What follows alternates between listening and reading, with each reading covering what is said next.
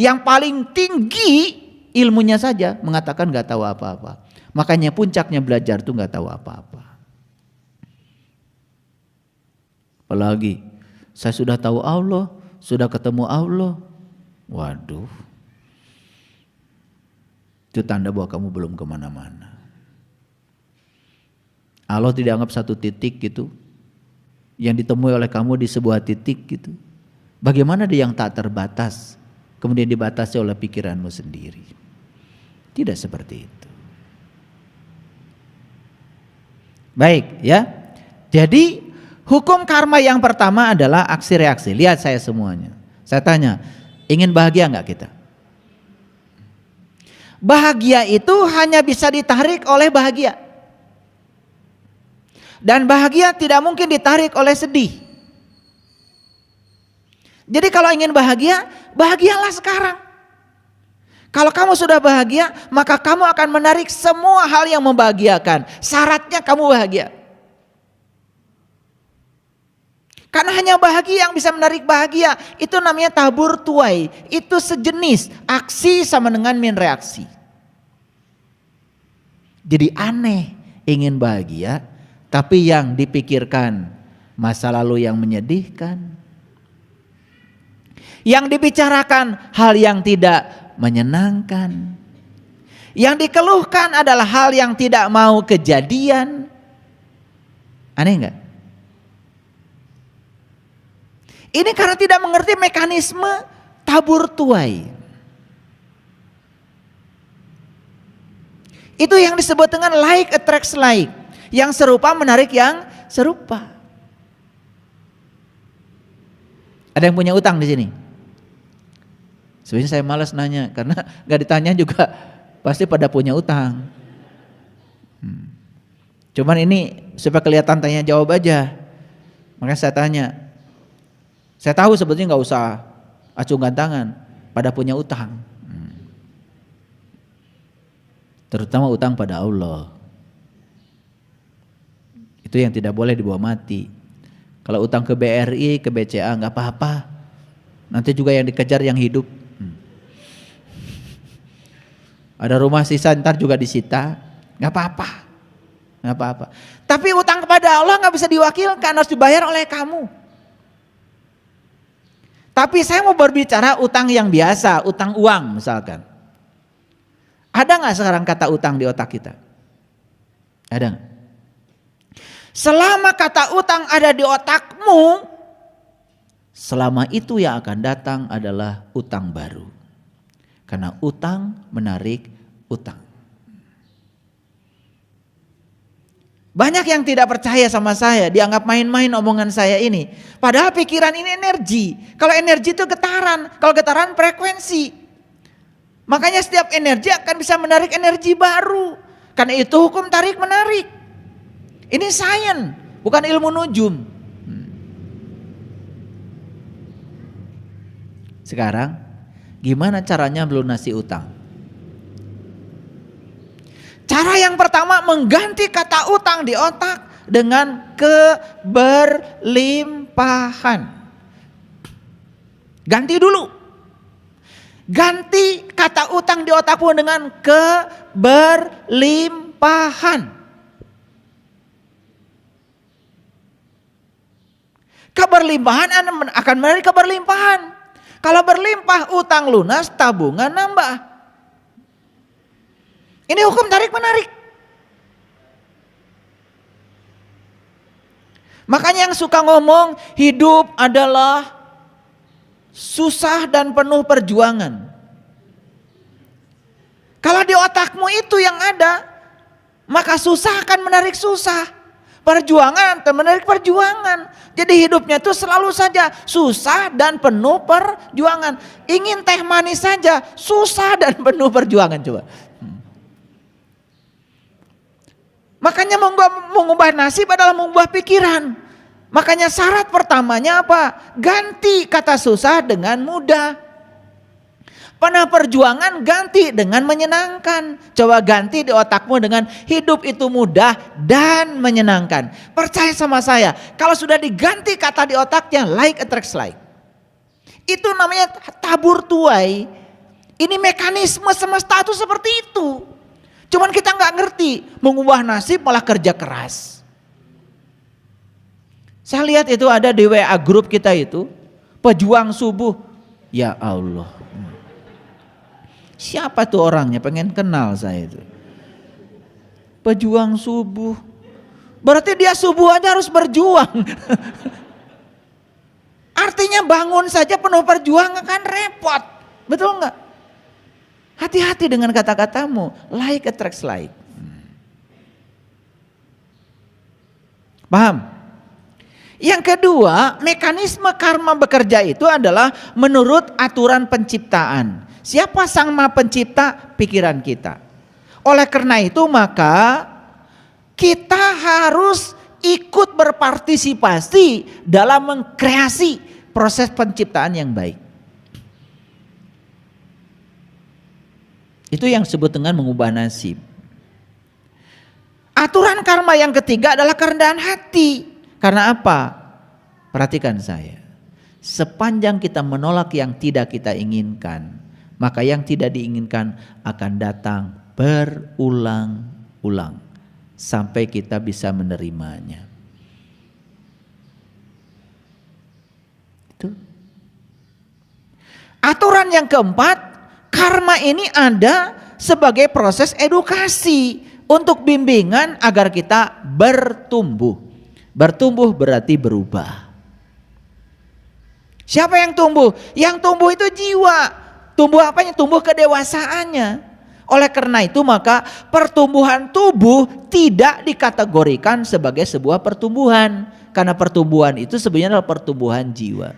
Karena tubuh itu nanti juga pada akhirnya akan selesai. Diganti tubuh yang baru. Tapi jiwa harus terus bertumbuh.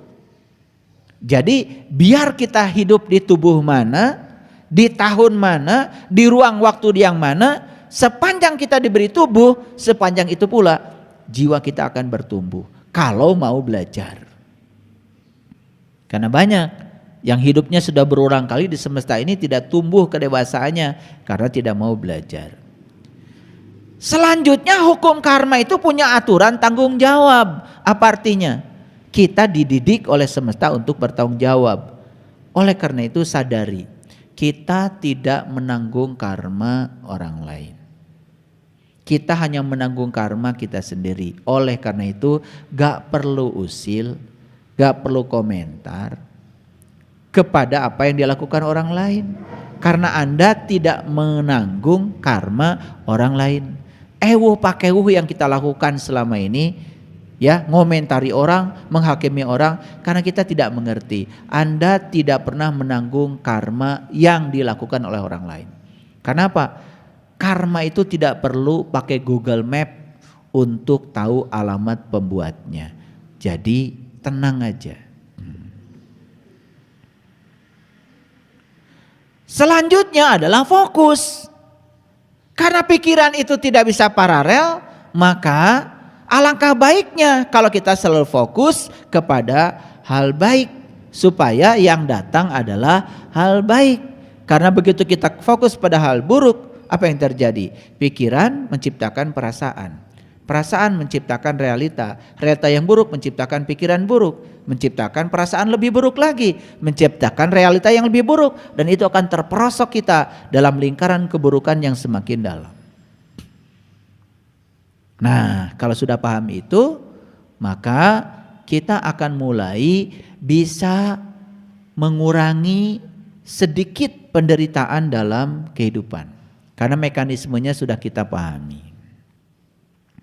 Oleh karena itu yang pertama, pesan saya, perhatikan, kenyamanan adalah penjara untuk kebebasan dan musuh bagi pertumbuhan.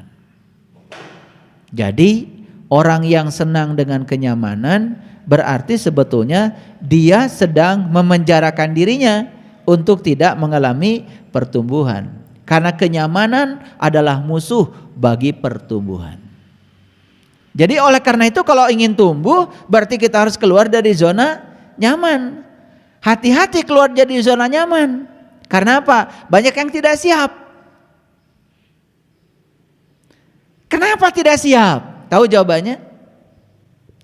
Kalian sudah terbiasa untuk nyaman ketika mendapatkan yang diinginkan. Dan langsung sesaat tidak nyaman ketika mendapatkan yang tidak diinginkan.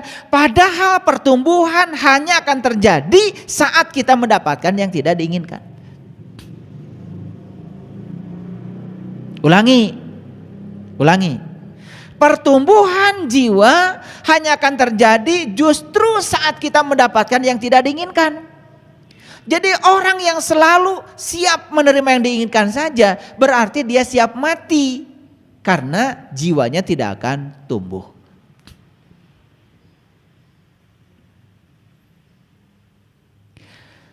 Ketika kita melangkah maju menuju pertumbuhan,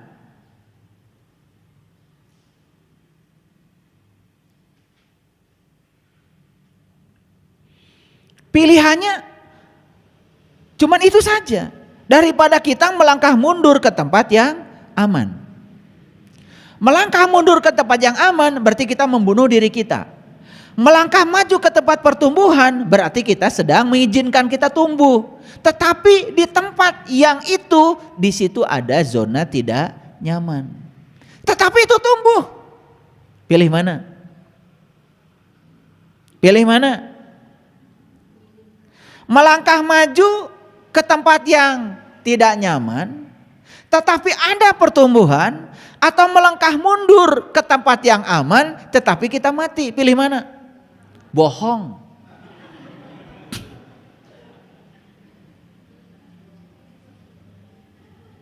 Bohong. Yang terjadi nggak begitu.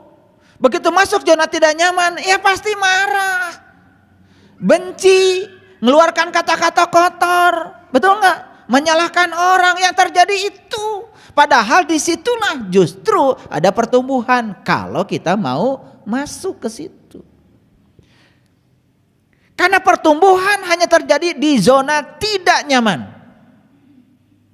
Makanya pertanyaannya, mau melangkah maju ke zona tidak nyaman tapi tumbuh, atau melangkah mundur ke tempat yang aman tetapi tidak tumbuh? Pasti jawaban kamu yang kedua. Yang pertama maksud saya. Kenyataannya yang kedua, maksudnya begitu.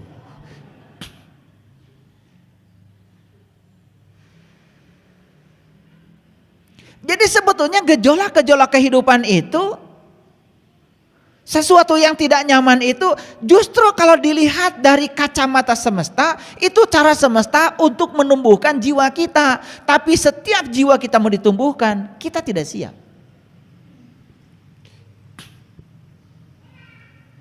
Maaf ya, saya mau cerita sedikit. Saya tidak akan mengalami hari ini kalau saya tidak hidup kemarin. Tuh. Jadi yang mengantarkan saya ke hari ini itu siapa sebetulnya? Masa lalu kan? Pertanyaan saya. Bukankah masa lalu itu berjasa yang mengantarkan kita ke masa kini? Terus apa yang buruk dengan masa lalu? Yang buruk itu kan penilaian kita. Yang buruk itu penilaian pikiran kita. Jadi yang mengantarkan kita ke hari ini adalah semua hal yang terjadi di masa lalu. Kalau begitu, bukankah masa lalu itu berjasa mengantarkan kita menjadi kita yang hari ini? Terus apa yang salah dengan masa lalu? Ada yang salah? Yang salah apa? Yang salah pikiran kita. Penilaian pikiran kita terhadap masa lalu. Karena pikiran kita masih terjebak oleh baik dan buruk. Itulah bahayanya pikiran.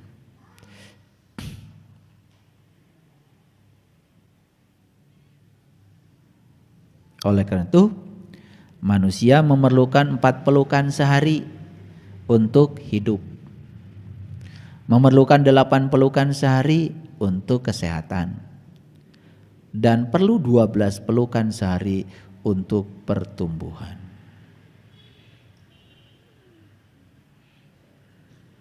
Empat nggak dapat. 8 komo 12 mah apa lagi.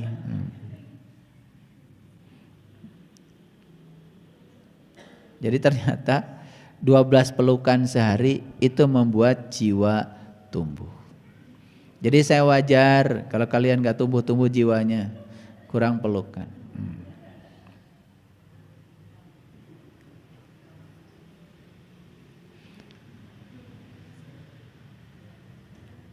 Pernah gak lihat pohon, tapi dia itu tidak bebas? Tumbuh gak? Misalkan ruang kosongnya itu gak ada buat dia tumbuh. Karena apa? Di atas ada pohon lain, pinggir ada gawir, tanah, kan gitu. Pernah gak melihat pohon yang pertumbuhannya tersendat karena begitu banyak penghalang? Karena dia tidak bebas untuk tumbuh. Pernah lihat? Ya. Saya habis nanam kopi sama Kang Ujang di Jelekong, di Gawir. Nah, di taman kopi di sini, tapi di sini ada tanah. Kan saya nyuruh pegawai di sana, tolong ya dilingkari tanahnya supaya dia bisa bebas tumbuh. Jadi ternyata syarat untuk pertumbuhan itu harus ada kebebasan. Pohon saja kalau tidak ada kebebasan tidak tumbuh. Yuk kita sadari, selama ini kita tidak sadar sering memenjarakan diri sendiri, bahkan mempenjarakan orang lain supaya mengikuti pikiran sempit kita. Dan hati-hati, itu yang membuat kita tidak tumbuh.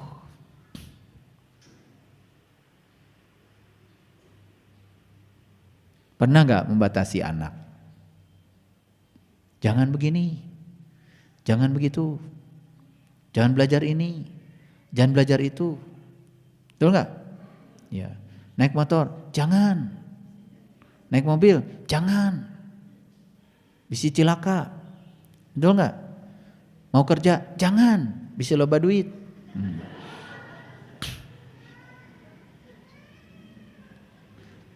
Makin dikerangkeng, makin tidak tumbuh. Dan kita sering mengatasnamakan cinta kasih kepada orang lain ketika kita mengkerangkeng kebebasan orang lain dengan alasan cinta kasih, padahal kita sedang mematikan pertumbuhan orang lain. Itu yang disebut dengan intervensi terhadap karma.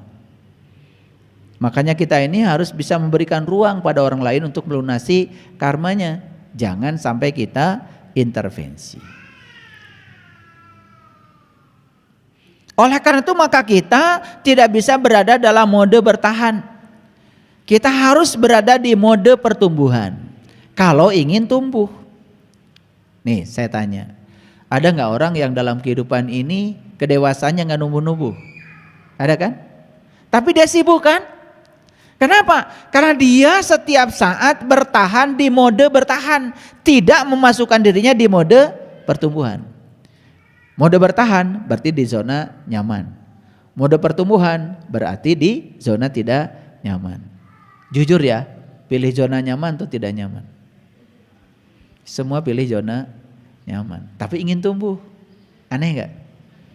Gitu.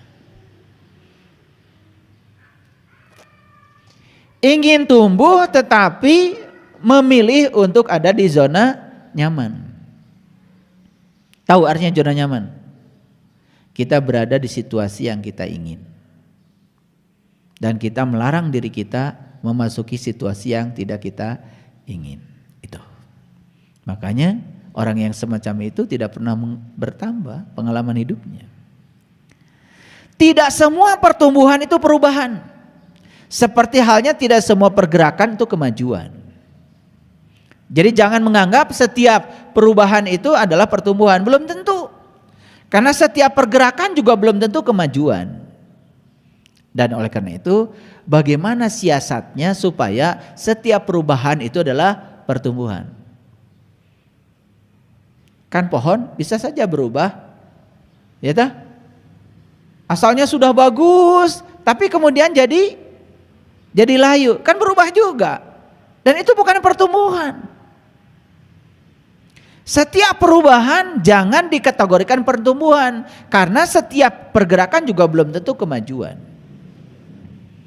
Jadi berarti pertumbuhan itu yang saya maksud adalah selalu linier atau kuadratis, mengarah kepada yang positif. Nah, nanti kita lihat ya, kita ukur, kita tumbuh apa tidak. Baik. Pertumbuh alam menunjukkan bahwa dengan pertumbuhan maka kecerdasan datang. Catat oleh kalian. Pertumbuhan itu adalah cara alam untuk membuat kita tambah cerdas. Setuju? Oke. Kalau gitu saya ulang lagi. Memasuki zona tidak nyaman, pertumbuhan bukan? Pertumbuhan. Memasuki zona tidak zaman, ada masalah nggak di situ? Ada masalah. Begitu memasuki masalah, ada kesulitan nggak? Ada kesulitan. Bukankah di situ kecerdasan tumbuh? Saya mau tanya sekarang kalau gitu. Mau cerdas? Mau cerdas? Nah, syarat cerdas itu harus membiarkan diri kita di mode pertumbuhan. Berarti kalau mengizinkan diri kita di mode pertumbuhan, izinkan kita berada di zona yang tidak nyaman. Kan di situ ada masalah dan kesulitan. Di situ cara semesta menumbuhkan kita. Sekarang saya tanya lagi. Faktanya, kita kan ingin bertahan di zona nyaman. Tapi kalau ditanya ingin cerdas, ingin. Itu yang menyebabkan kecerdasan kita stagnan, tidak naik-naik. Karena antara keinginan dengan fakta berbeda.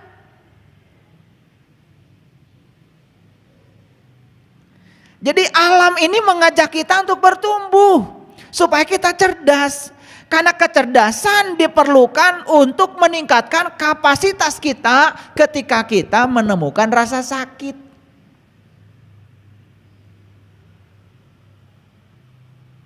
Ngerti? Gini saya kasih tahu, sederhana. Pernah ada cerita tabung gas meledak? Oke. Kenapa? Ruangnya sempit. Ledakan di ruang sempit sangat berbahaya. Makanya tim gegana dari Polri kalau menemukan bom yang mau diledakkan oleh teroris, karena oleh tim gegana dibawa dulu ke tempat yang lapang. Diledakkan juga sama seperti yang diledakkan oleh teroris, cuma teroris meledakannya di ruang sempit supaya timbul kerusakan. Tim gegana Polri juga sama meledakkan bom dengan ledakan yang sama, cuma diledakannya di ruang yang kosong. Ternyata di ruang kosong yang luas tanpa batas, ledakan sama sekali tidak berbahaya. Jadi kalau begitu yang bahaya itu apa? Ledakannya atau ruang sempitnya? Jawab. Nih. Ringan gak ini? Ringan gak ini? Ringan. Sekarang taruh tangan kita di sini, letakkan ini di sini. 5 menit, gak apa-apa. 10 menit, belum apa-apa. 10 jam? 10 hari? 10 bulan? Jadi masalah kita tuh apa sebetulnya? Apakah masalahnya itu adalah besarnya masa air ini? Atau kelamaan kita memegangnya? Pintar kalian itu. Jadi yang membuat kita menderita itu sebetulnya bukan masalah. Lila teuing nyepengna. Masalah sudah berlalu 10 tahun yang lalu. Tiap ngobrol eta deui. Tiap ngobrol eta deui. Padahal kejadiannya sudah 10 tahun yang lalu. Jadi sebetulnya masalah besar kita itu bukan masalahnya, tetapi kita menggenggamnya terlalu lama. Tiap ngobrol teh balik deui kadinya. Eueuh nu anyar. Tiap ngobrol balik deui, makana mending cicing. Sebetulnya masalahnya bukan berapa masa air ini, tetapi berapa lama Anda menggenggamnya. Sebetulnya kalau digenggamnya sebentar kan gak masalah. Pernah lihat gak orang yang angkat besi? 180 kilo. Ditarik. Gas tepuk tangan mah. Ragrageun deui. Gak jadi masalah.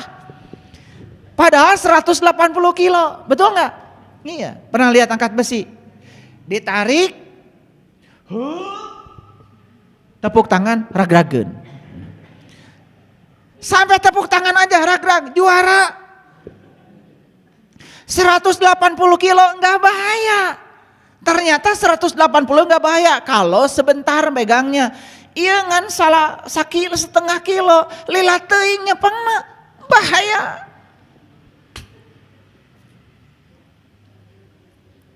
Makanya itulah kita sering mengizinkan kita tuh balik deui ke masa lalu, balik deui ke masa lalu.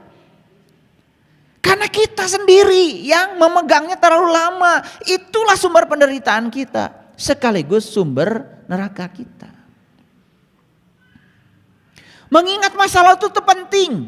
Bagus. Kalau itu ilmu. Tapi kalau mengingat kejadian yang sudah berlalu dan itu menyedihkan. Gak penting amat. Karena itu akan membuat kita selalu sakit. Ulangi. Ingin cerdas? Ingin.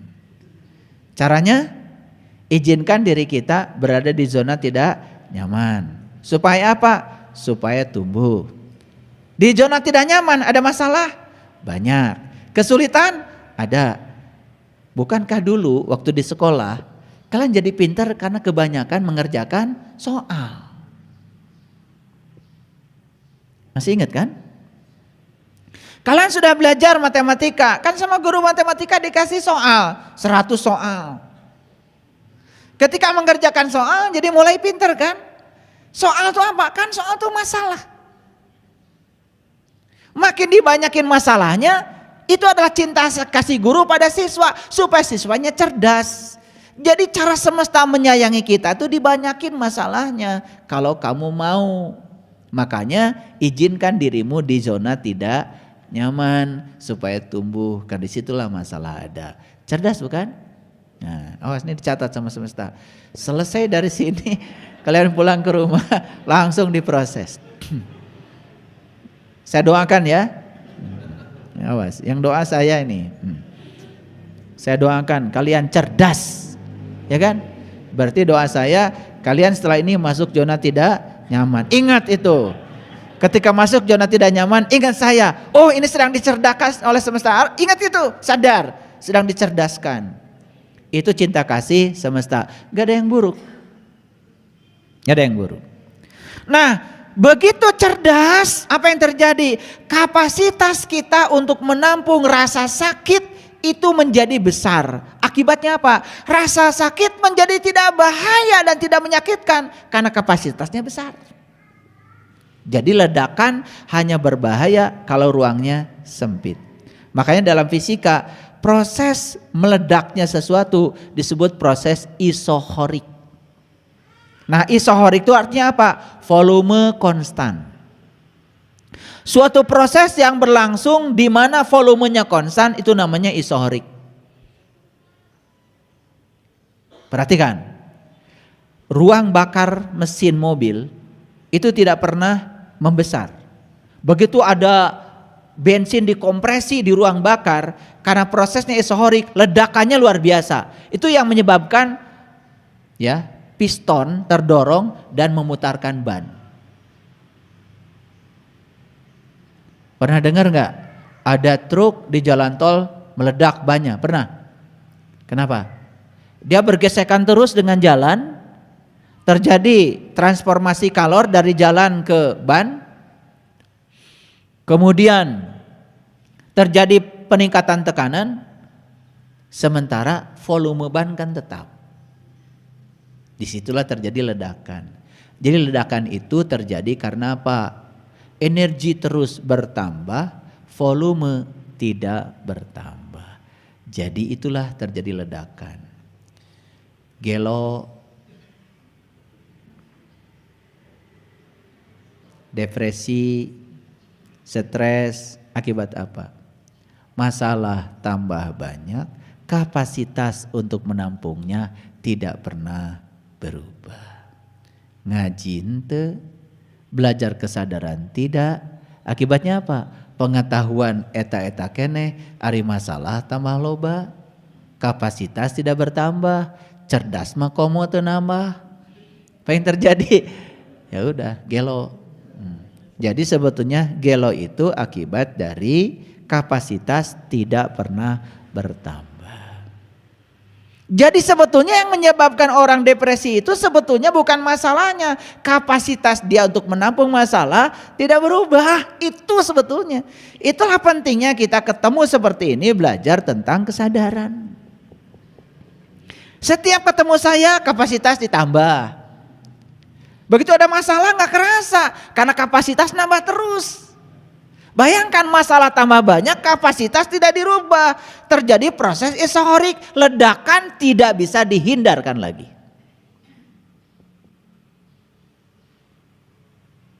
Sedikit nih pakai fisika. Kalau ditanya, kenapa meledak? Isohorik. Gitu, kan keren kan? Volume tetap, ya kan? Volume otak tetap, pengetahuan tetap, kan gitu. HT tetap, tidak lapang. Ledakan tidak bisa dihindari. Gelo. Karena apa? Karena di situ kita membatasi diri. Makanya orang-orang yang selalu meluaskan kapasitas dirinya, menambah pengetahuan, meningkatkan kesadaran, meluaskan dada, memaafkan, sebenarnya dia sedang meningkatkan kapasitas diri. Apapun yang terjadi nggak terasa.